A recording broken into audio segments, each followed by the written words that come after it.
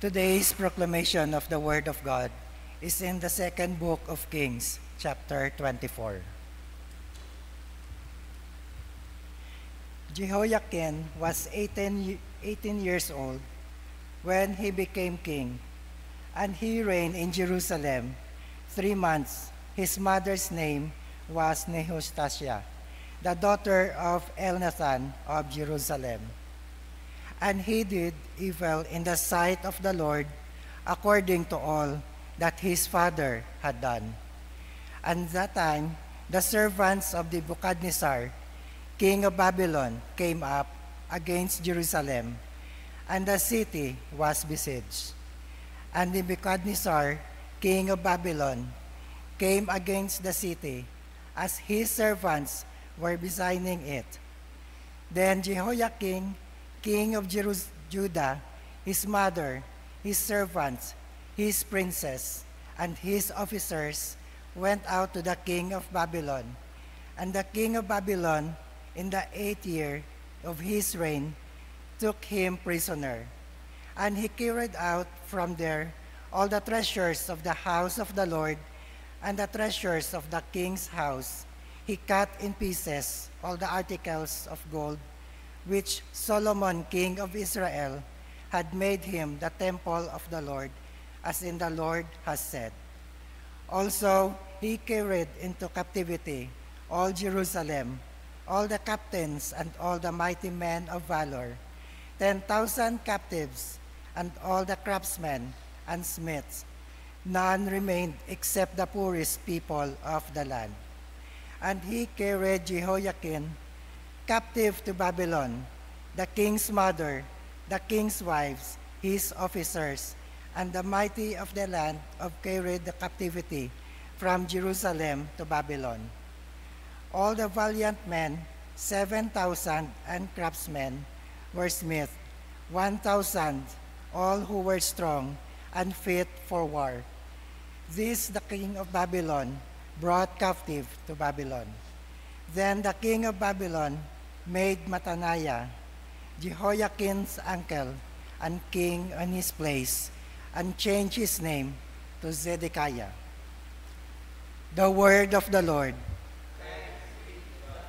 Please stand for our responsorial psalm, Psalm 79. And let our response be, for the glory of your name, O Lord, deliver us. All together. For the glory of your name, O Lord, deliver us. O God, the nations have come into your inheritance. Your holy temple they have defiled.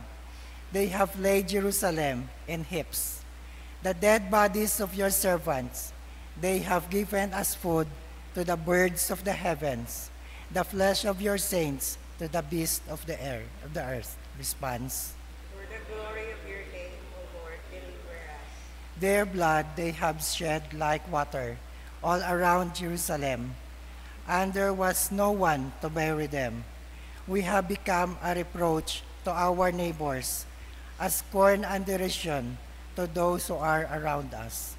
How long, O Lord, will you be angry forever? Will your jealousy burn like fire? Response. For the glory of your name, O Lord, deliver us. Oh, do not remember former iniquities against us.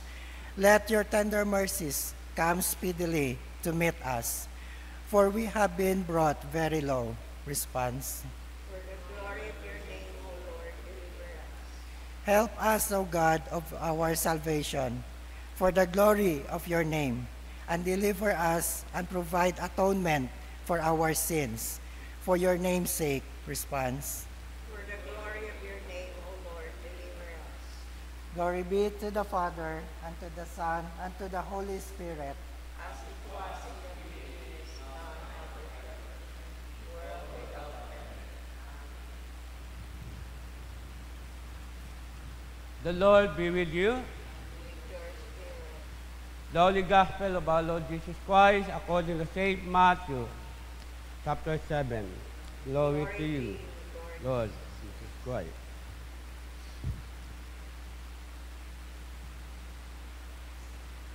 Not everyone who says to me, Lord, Lord, shall enter the kingdom of heaven, but he who does the will of my Father in heaven. Many will say to me in that day, Lord, Lord, have we not prophesied in your name? Is cast out demons in your name, and that many wonders in your name. And then I will declare to them, I never knew you. Depart from me, you who practice lawlessness.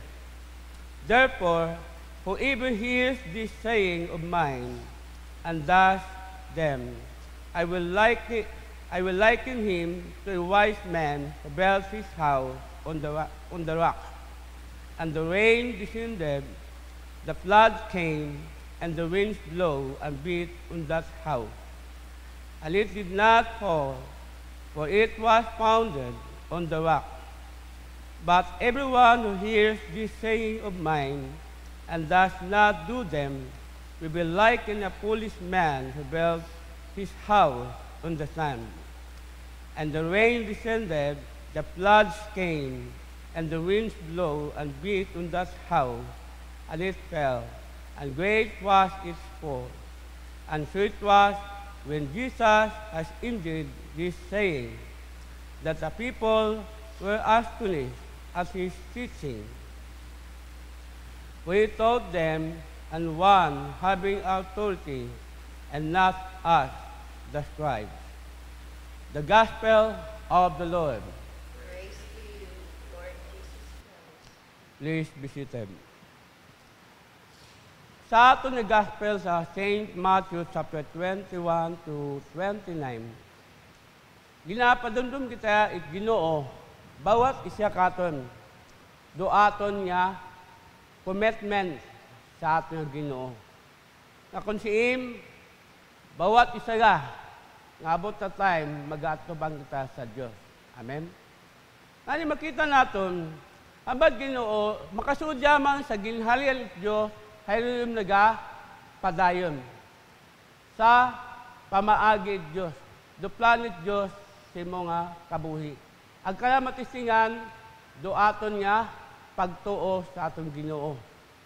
Kung aton ginasunod duminsay Diyos sa aton kabuhi, hay mabaton naton do reward. Haman, kung hindi naton pagsundon do pamaagi Diyos sa aton kabuhi, ay hindi makita makasud sa ginhali Diyos. Nani makita naton nga bawat isa katon magbibigay sulit kung ano gihimo naton ya si babot kalibutan. Kung ginatuman naton uwa dahil kita man makasayod at kita ginapadumdum Ginoo bukod tanan magapanawag sa Dios ay makasunod sa ginhali sa langit kundi rato lamang nagasunod sa ana nga prinsipyo ag magatuman sa ana nga mando pagi sa aton nga kabuhi. Ngali matisingan naton datong pagtuo kaparimon sa isang ka pundasyon naton sa aton nga Ginoo. Bawat isa katon ginremind kita Ginoo habang kabuhi kita ya si babot kalibutan may mas sirkumstansya nagaabot sa aton nga kabuhi. Pero kung imo pundasyon mahina hay madali ka matutumba. Amen. Pero kung atong pundasyon sa atong Ginoo ay matibay, anumang unos, anumang problema nag-aabot sa atong kabuhi, ay hindi kita basta-basta matutumba. Haman, dahil kita nakaungot sa aton nga Ginoo. Ang kaya matisingan sa atong pagtuo sa atong kabuhi. Na kung siin nga, abang ko nga ni, napano ako sa Liilo, Lunes, pagkaagat, Martes, ay alas 4:30 pa kami naghalin.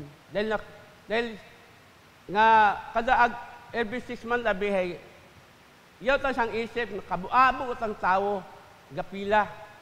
Ang makikita nimo nga, bawat isa nga, kamo nito ay iba-iba ang nga ginabatyag. Nga ni, pag-abot diyon, dapat preparado ta ikaw.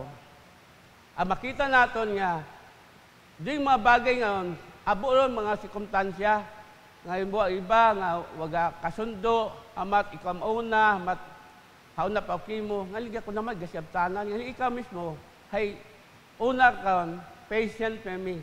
Dahil naman, gaagi ka man di ka, abo mas trials, ang mga problema, nag-abot sa imong kabuhi. Pero kung ikaw, nagasalig sa Diyos, nagatuo sa Diyos, ano man ang unos, problema, nag-abot sa atong kabuhi, hindi ka basta matutumba. Haman, hay prepare ka nga prepared, no? Pag-abot sa nga sirkumstansya. Ginapadondon kita Ginoo nga kunsiin ha. Aba ko Lord makon hay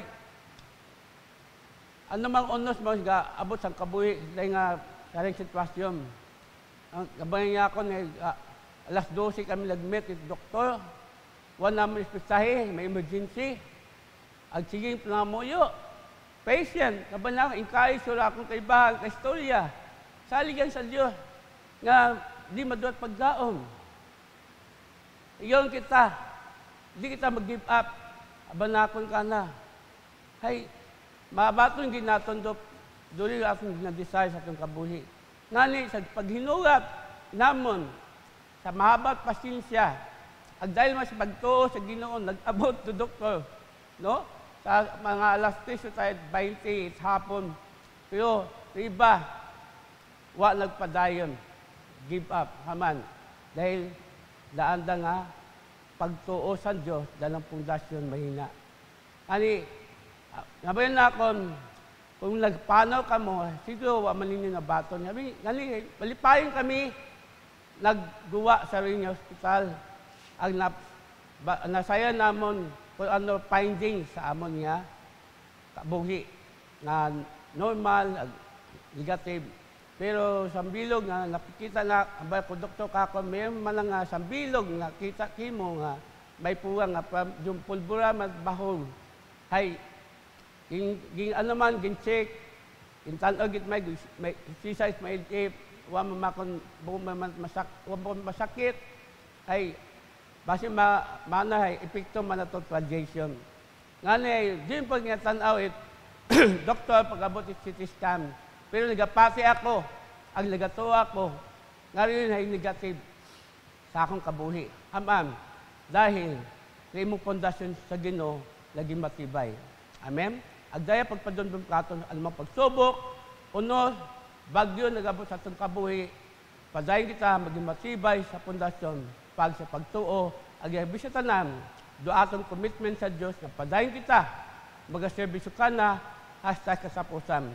Dahil kita tanan, mag-astubang sa Diyos, at pangutanon kita, kung ano gihimo natin si babal kalibutan, kung ginasunod natin, uwa, daan ang mando, at mahambal natin, kung ginasunod natin, do atong commitment sa Diyos at sa kasapusan, mahambal ginukatong tanan.